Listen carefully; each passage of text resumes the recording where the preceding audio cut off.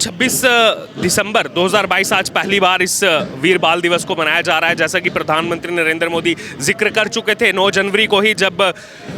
गुरु गोविंद सिंह जी का जब प्रकाश पर्व था, उसी समय ये बताया गया था कि 26 दिसंबर जो आने वाली है उस दिन को हम जो है वीर बाल दिवस के रूप में मनाएंगे। और आज उसका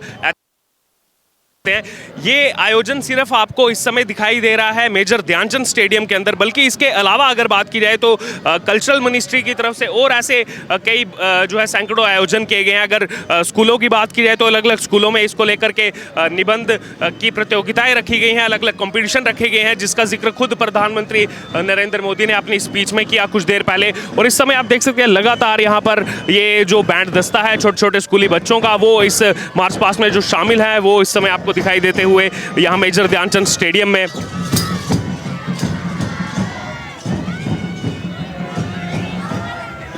कहीं ना कहीं जो चारों साहिबजादों का जो बलिदान है उसको रिकॉग्नाइज किया जा रहा है यहाँ पर केंद्रीय सरकार की तरफ से। और लोग लगातार कह रहे हैं कि जिनसे हमने बात की कि पहले की सरकारों ने आज तक ऐसा कभी नहीं किया। देश के आज़ादी के जब अभी अमृतकाल मनाया जा रहा है 75 सालों के इतिहास में पहली बार ऐसा हुआ है जब किसी देश के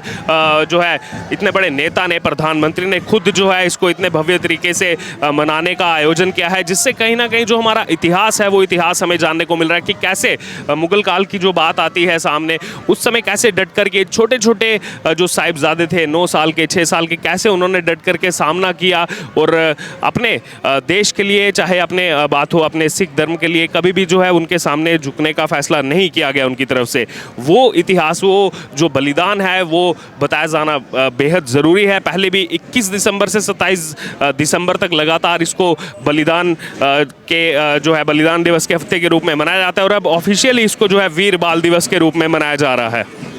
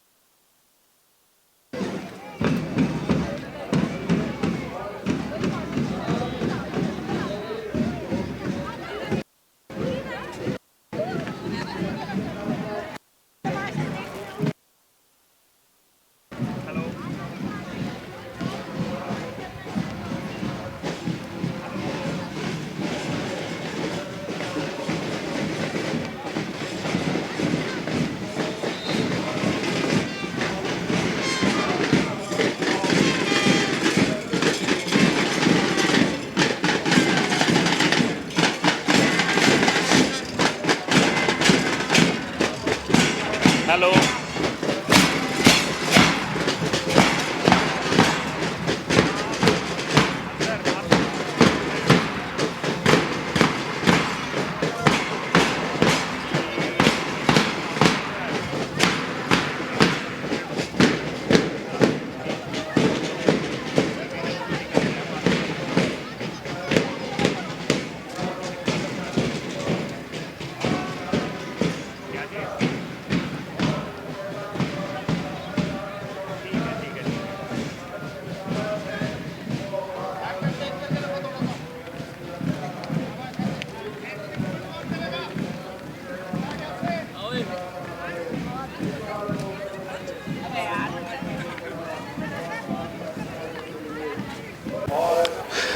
इस समय विजुअल्स में ये जो विद्यार्थी यहाँ से जा रहे हैं, दरअसल अब से कुछ देर बाद जो है मार्च पास्ट यहाँ से निकाला जाएगा, जिसमें कुल 3000 से ज़्यादा विद्यार्थी इसमें शामिल हो रहे हैं। अलग अलग स्कूलों से, अलग अलग जगहों से आए हुए वो विद्यार्थी हैं। और अगर बात की जाए, कुछ देर पहले जो है प्रधानमंत्री नरेंद्र मोदी ने अपना संबोधन यहाँ पर किया। अभी संबोधन खत्म करने के बाद ही इस मार्च पास्ट को जो है वो फ्लैग ऑफ करेंगे। और इसके बाद आप देख सकते हैं इस समय वीडियोस में अलग अलग स्कूल से आए हुए यहाँ पर विद्यार्थी हैं, उनके साथ उनके अध्यापकगण भी मौजूद हैं। और आगे जो है वो एनसीसी कैडेट है। एनसीसी कैडेट के बाद अगर बात की जाए तो वहाँ पर जो बैंड का दस्ता रहता है स्कूल का वो है। और उसके बाद ये अलग अलग स्कूलों से आए हुए बच्चे हैं जिनके हाथ में आप इस समय देख सकते हैं जो सिख समुदाय का प्रतीक कहा जाता है वो झंडा उनके हाथ में है। और यहाँ पे आप इससे पीछे देखेंगे तो वहाँ पर भी आपको और स्कूलों के विद्यार्थी दिखाई देंगे, अलग अलग बैंड उनके हाथ में, अलग अलग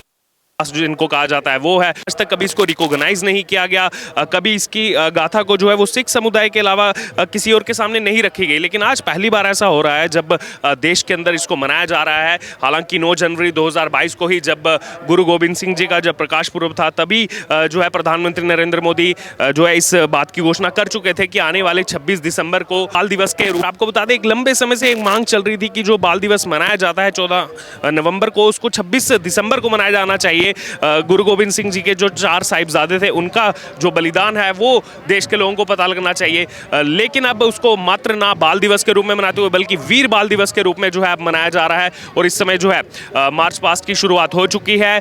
जो आगे एनसीसी कैडेट के आपने हमारे पहले कैमरा विजुअल्स में देखा, वो इस समय इस मार्च पास्ट की शुरुआत करते हुए, और इस समय पीछे आप देख सकते हैं इस समय जो बच्चे जा रहे हैं, स्कूल के छोटे छोटे बच्चे, इनके हाथों में तिरंगा लिए हुए अलग अलग स्कूल के विद्यार्थी इसमें शामिल है। जैसा कि आपको हम बता रहे थे कि पहली बार ऐसा हुआ है जब इतिहास के अंदर इनको रिकॉग्नाइज किया जा रहा है, इनके बलिदान को रिकॉग्नाइज किया जा रहा है। और ना ही सिर्फ दिल्ली के अंदर, इस समय तो हम मेजर ध्यानचंद स्टेडियम में मौजूद हैं, सिर्फ दिल्ली के अंदर ही नहीं बल्कि देश भर के कुल 14,000 से ऐसे ज़्यादा स्थान हैं, चाहे फिर वो एयरपोर्ट हो, मेट्रो हो, रेलवे स्टेशन हो, ऐसे पॉइंट्स बनाए गए हैं जहाँ पर जो डिजिटल रूप से ये प्रदर्शनी लगाई गई है, उस प्रदर्शनी के माध्यम से लोग जान रहे हैं इन के इतिहास को कि क्यों आखिरकार आज वीर बाल दिवस के रूप में मनाया जा रहा है। 1704 की ये घटना है जब गुरु गोविंद सिंह वो जब अलग हुए अपने साहिबजादों से, जो उनके 2 छोटे साहिबजादे थे, जिसमें बाबा जोरावर सिंह का नाम है, बाबा फतेह सिंह जी, जो मात्र 9 और 6 वर्ष की आयु में थे, उनको जब मुगलों के पास ले जाया गया, वहाँ पर बंदी बना करके, और उनसे इस्लाम कबूल करने की बात उनसे की गई। लेकिन वहाँ पर जो उन्होंने कहा कि हम अपना बलिदान दे देंगे लेकिन इस्लाम को कबूल नहीं करेंगे, मुगलों के सामने नहीं झुकेंगे, उसकी इतिहास की गाथा लगातार एक लंबे समय से अगर बात की जाए तो सिख समुदाय में जो है कहते आए हैं। लेकिन आज तक जो है इसको अगर बात की जाए इतने बड़े लेवल पर, इतने भव्य रूप से जो है कभी नहीं